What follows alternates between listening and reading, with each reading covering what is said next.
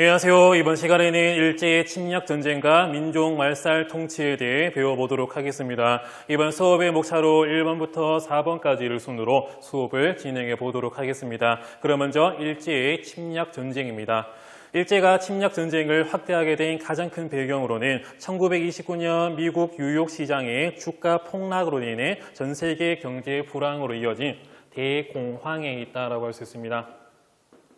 이 대공황이 발생하게 된 원인에는 여러 가지 측면들이 있지만 가장 큰 원인으로 꼽는 것은 1차 세계대전 이후에 미국이 전쟁 특수 등으로 인하여 엄청난 경제 성장을 이뤄내게 됩니다. 미국이 초호황을 겪게 되니까 많은 사람들이 놀면서 돈을 빠르고 쉽게 벌기 위해 주식시장에다가 많은 돈을 투자하게 됩니다.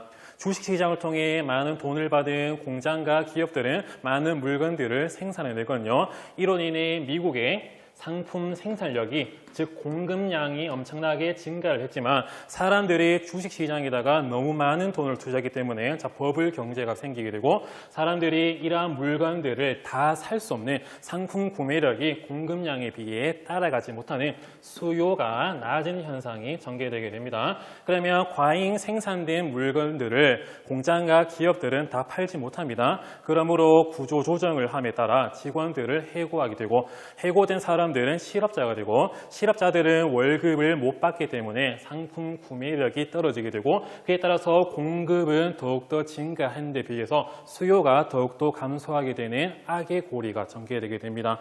그리고 또 미국과 무역으로 연결되어 있었던 전 세계 국가들도 이러한 불황으로 인해서 큰 타격을 입었던 게 바로 1929년의 대공황이라고 할 수 있습니다. 대공황이 일본의 경제 위기까지 찾아와서 위기를 심화시키게 되는데 영국과 프랑스처럼 식민지가 많았던 국가들은 본국과 식민지를 블록으로 엮어서 자기들끼리 똘똘 뭉쳐 으쌰으쌰 이러한 문제를 해결했지만 독일, 이탈리아, 일본처럼 상대적으로 식민지가 적었던 국가들은 이러한 블록 경제를 할 수가 없었거든요. 그렇기 때문에 이러한 대외 침략으로 식민지를 강제로 확보하여 대공황을 극복하기 위해 침략 전쟁이 전개되게 되고 개인이 희생하여 민족과 국가, 즉 전체를 위한다는 전체주의가 등장을 하게 됩니다. 그러면 일제의 침략 전쟁의 전개 과정을 연결해서 보도록 하겠습니다. 일본이 만주를 자기들 식민지 형태로 만들기 위해서 1931년 만주에 군대를 들고 쳐들어가는 만주 사변이 발발하게 됩니다. 이 만주 사변 발발 1년 뒤인 1932년에는 괴뢰 국가라고 할 수 있는 만주국을 일본이 수립을 하고요. 나중에는 이러한 대륙 침략을 본격화하기 위해 1937년 중국과 중일 전쟁을 일으키게 됩니다. 또 이러한 과정 이후에 2차 세계대전이 1939년에 발발하게 됩니다. 독일이 네덜란드, 프랑스를 점령해 버리니까 동남아시아에 있었던 이런 유럽의 식민지 국가들이 텅텅 비게 되거든요. 이러한 틈을 노려가지고 일본이 동남아시아를 침략을 하게 됩니다. 그런데 이러한 동남아시아 침략을 그냥 보지 않았던 미국 등이 엄청난 경제 제재를 걸게 되니까 잠자는 사자의 쿼터를 일본이 건드려 버립니다. 하와이 진주만 있었던 여러 가지 군함 등등을 공습을 하여 1941년 12월에 태평양 전쟁이 미국과 일본 등을 사이로 발발하게 됩니다. 그러면 일본은 이런 동남아시아를 침략하는데 자기들의 침략의 명분을 확보하기 위해서 어떠한 명분을 내세우는데 이것이 바로 대동아 공영권입니다. 여기서 대동아라고 하면 동북아시아를 넘어서 동남아시아를 이르는 말을 대동아라고 했는데 동북아시아, 동남아시아가 공동으로 번영하는 권력이다. 땅이다라는 뜻을 가지고 있거든요. 일본을 중심으로 서양 제국주의에 대항하여 아시아의 공존 공영을 이루자는 주장입니다. 야, 동남아시아, 동아시아, 너희 이런 서양 국가들의 서양 제국주의 국가들의 식민 지배를 받았잖아. 우리 일본을 중심으로 해서 대동아가 하나로 뭉쳐서 이들 제국주의를 물리치자라고 하는 게 바로 이 대동아 공영권이었고요. 이 태평양 전쟁을 대동아 전쟁이라 부르며 침략 전쟁을 정당화하게 됐습니다. 자, 그럼 이어서 병참 기지와 정책을 보도록 하겠습니다. 여기서 병참이라고 하면 전쟁에서 작전을 수행하는 작전 부대의 인적, 물적 자원 보급을 해주는 이러한 기지를 병참 기지라고 쓰는데, 이러한 병참 기지와 정책의 배경을 보도록 하겠습니다. 우리나라를 병참 기지로 만들기 위한 정책이라고 쓰는데요. 대공황과 일제의 침략 전쟁이 확대되게 되니까 한국의 값싼 노동력 그리고 또 자원을 수탈하고 군수 물자를 보급하기 위해 우리나라를 전쟁의 보급 기지로 만들게 됩니다. 그에 따라서 전개 과정을 보면 1930년대에 식민지 공업화 정책을 실시합니다. 농업과 더불어서 공업도 함께 발전시키겠다 이런 명분이었는데요. 하지만 대륙과 가깝고 지와 자원이 풍부한 북부에 이런 공업 시설이 집중되게 됨에 따라 중일 전쟁 이후에는 군수 산업과 관련된 중화 공업이 더욱더 북부 지역에 성장을 하게 됩니다. 그리고 또 두 번째 과정을 보면 남면 북양 정책입니다. 한반도 남쪽에는 면화를 기르고요. 북쪽에는 양을 길러서 남쪽에는 명진물, 북쪽에는 모직물을 받아서 전쟁 물자로 쓰겠다. 이게 바로 남면 북양 정책입니다. 그리고 또 농업 진흥 정책을 1930년대에 전개를 하게 됩니다. 그 이유는 농민 경제를 안정시킨다는 명분으로 여러 가지 농업의 개혁을 하려고 했고 여러 가지 성장을 하겠다라는 말을 했지만 실질적인 문제 해결을 이루어내지는 못했고요. 30년대가 되면 농촌운동, 농민운동, 노동운동이 많았기 때문에 이러한 농민운동을 무마시키기 위해 이러한 농업 또는 농촌 진흥 정책을 추진하기도 했습니다. 이러한 병참 기지와 정책 영향을 보면 지역과 산업 분야 간의 불균형이 증가를 하게 됩니다. 남쪽에는 면직물, 북쪽에는 모직물, 그리고 또 공업 정책은 북부에 집중했기 때문에 이러한 분야 간, 지역 간 불균형이 일어나게 됩니다. 그 다음에는 민족 말살 정책에 대해서 보도록 하겠습니다. 한국인의 민족성, 즉 정신을 말살하여 침략 전쟁에 효율적으로 우리나라 사람들의 인적, 물적 자원을 동원하기 위한 정책이라고 할 수 있습니다. 그 전개 과정을 보면 1930년대의 대표적인 총독이 한 명 있습니다. 1936년에 미나미 지히로라고 하는 총독이 있거든요. 그럼 10년대에는 데라우치 마사타케, 20년대에는 사이토 마코토, 30년대에는 미나미 지로가 있겠네요. 이 미나미 지로가 내선 일체를 1936년에 내세우게 됩니다. 여기서 내는 안내자인데 내지인은 안쪽 땅의 사람들, 즉 일본인이고요. 선은 조선인입니다. 즉 일본인과 조선인이 원래 한 민족 한 조상이었다, 원래 한 몸이다 라고 하면서 이러한 민족 말살 정책을 스타트하게 됨에 따라서 이러한 민족 말살 정책을 요 밑에 있는 황국 신민화 정책이라고 부르기도 합니다. 천황 국가의 충성스러운 민으로 만들기 위한 황국 신민화 정책이 민족 말살 정책의 일환으로 전개되게 되는데요. 그럼 전개 과정을 또 보도록 하겠습니다. 일본인과 조선은 원래 하나였다. 그리고 또 일본인과 조선은 조상이 같다라고 하는 이러한 뭔가 좀 식민사관스러운 것들을 제시하기도 했고요. 그리고 또 황국 신민서사 또는 황국 신민의 서사라고 하는 상당히 정신적으로 덴노에게 일본 천황에게 충성하라고 하는 것을 주입시키기도 했고요. 그리고 또 동쪽을 향해서 덴노가 있는 일왕이 있는 동쪽을 향해서 절을 올리는 궁성요배를 강조하기도 했고, 그리고 또 일본의 토착신을 모셔왔던 이런 신사 참배도 강요하기도 했습니다. 우리의 민족성을 말살하기 위해서 너희는 원래 일본인이었다라고 하는 것을 주입을 하게 됩니다. 그리고 또 앞에 나왔던 1938년에 제3차 조선교육령이 공포되게 되거든요.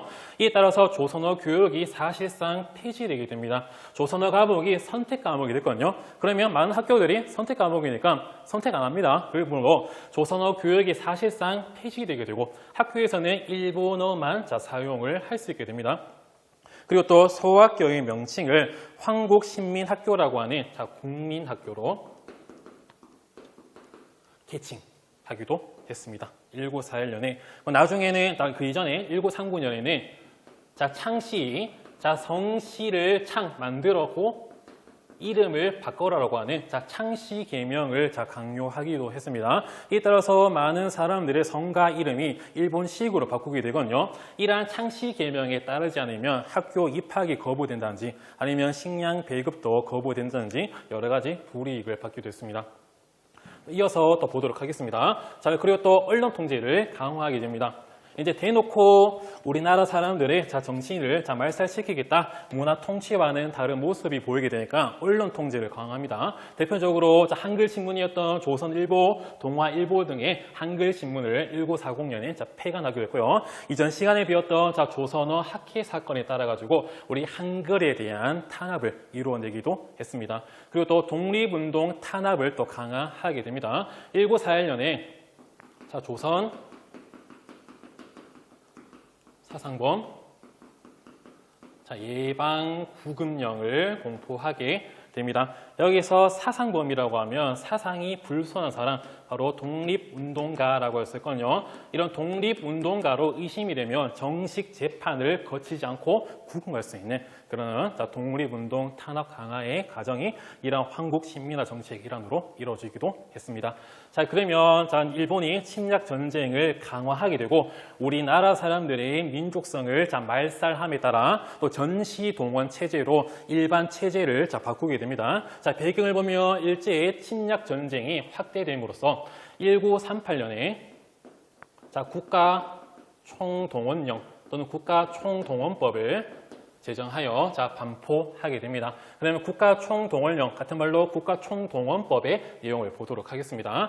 1절 보면 본법에서는 국가 총동원이란 전시, 전쟁에 준하는 사변의 경우를 포함하고 이하 동일 국방 목적 달성을 위해 국가의 전력을 가장 유효하게 최대한 발휘하기 위해서 인적, 물적 자원을 통제 운영하는 것을 가리킨다. 그러면 4조는 인적 수탈이고요. 8조는 물적 수탈입니다. 이러한 전시에 국가 총동원상 필요한 경우에는 칙령이 정하는 바에 따라 제국 신민을 강제로 사용한다. 징용하여 총동원 업무에 종사시킬 수 있다. 그에 따라서 인적 수탈의 내용이 들어가 있고 8조를 보면 또 전시에 물자의 생산, 물자 수리, 물자 배급, 물자 양도, 물자의 처분, 사용 소비 등등에 대해서 또 명령을 낼 수 있다. 그에 따라서 인적, 물적 한국의 자원들을 편하게 수탈하겠다. 이게 바로 국가총동원법이라고 할 수 있습니다. 자, 그러면 이 국가총동원법과 정시동원 체제의 목적은 전쟁을 위해 한국의 인력,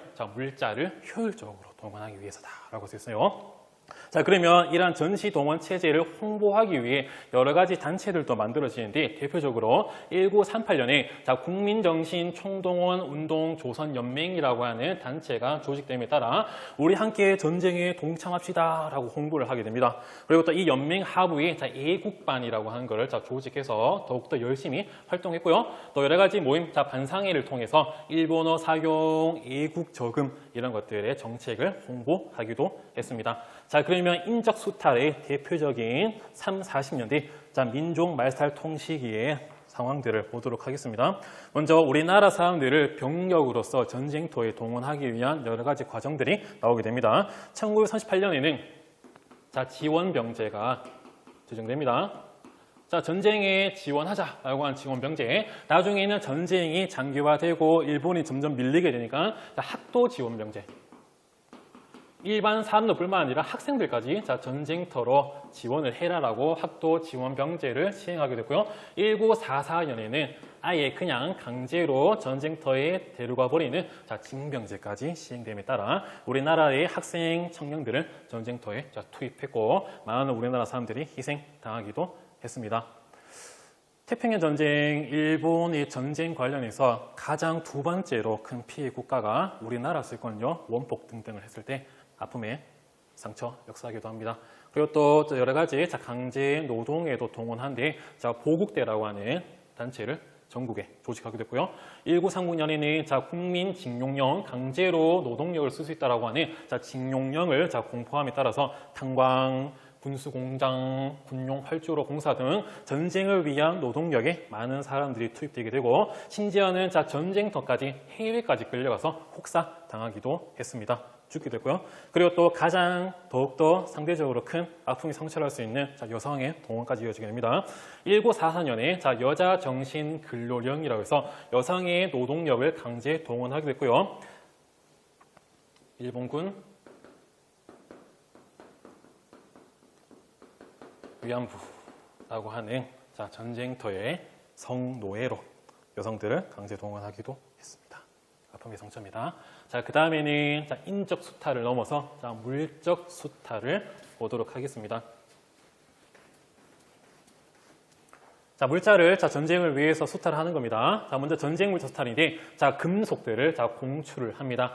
금속은 철 이런 것들은 전쟁터에 총이나 탱크, 탄알 여러 가지 물건들을 만들 수 있기 때문에 가정의 녹그릇이나 학교의 종교 시설의 상징물 등등을 공출 가져갔고요. 또 생필품 등의 소비를 통제해서 물가가 40년 뒤가 되면 엄청나게 증가를 하게 됩니다. 그리고 각종 세금, 전쟁 자금을 일제가 마련하기 위해 세금 신설하고 위문 금품을 모으고 국방 헌금을 강조해서 전쟁 비용으로 쓰게 됐고요. 또 전쟁의 식량, 군량을 확보하기 위해 1938년에 산미 증식 계획을 재개합니다. 그리고 또 쌀도 공출해서 가져가고요. 그리고 또 전쟁 막바지가 되면 식량이 부족해지게 되니까 식량을 배급해 줍니다. 식량 배급제.